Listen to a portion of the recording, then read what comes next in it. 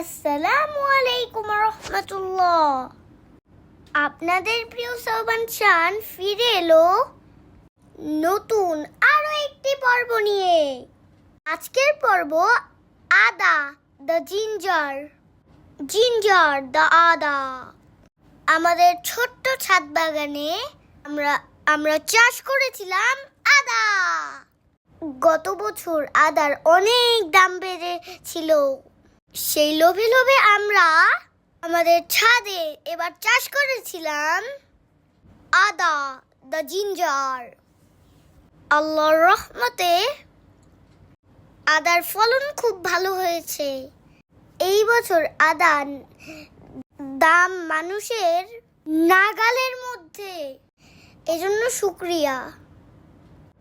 এখন আদা গাছ থেকে আদা তুলতে ব্যস্ত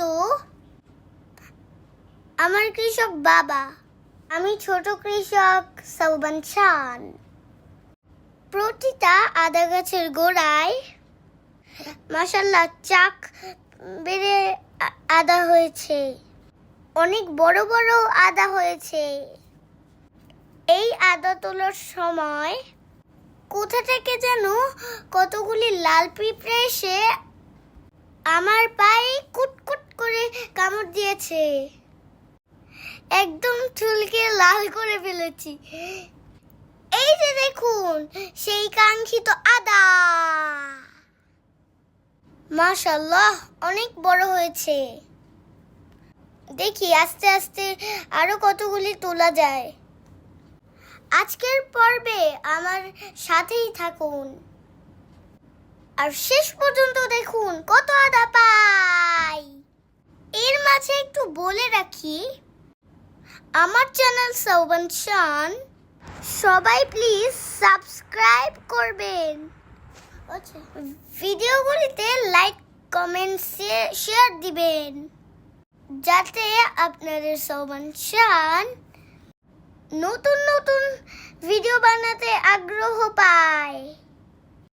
আমার বাবা দেখুন আরো বড় একটা আদা পেয়েছে।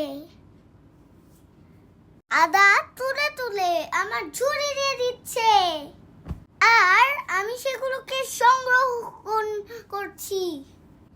এই আদা দিয়ে কত কিছু রান্না হবে আর সবাই মিলে মজা করে খাওয়া হবে। দেখতে থাকুন আদা হারভেস্টিং। পিঁপড়ার কামড়ে এখনো জ্বলছে। এখানে বাবার আদা চুলা চলছে আর সৌবান শান কথা বলছে প্রিয় ভিউয়ারদের সাথে। এই যে দেখুন ঝুড়ি পুরো ভরে গিয়েছে। আমার হাতে ছোট ঝুড়ির পুরো এক ঝুড়ি আদা হয়েছে। আমার ছাদ কৃষক বাবা আর আমার পক্ষ থেকে ধন্যবাদ।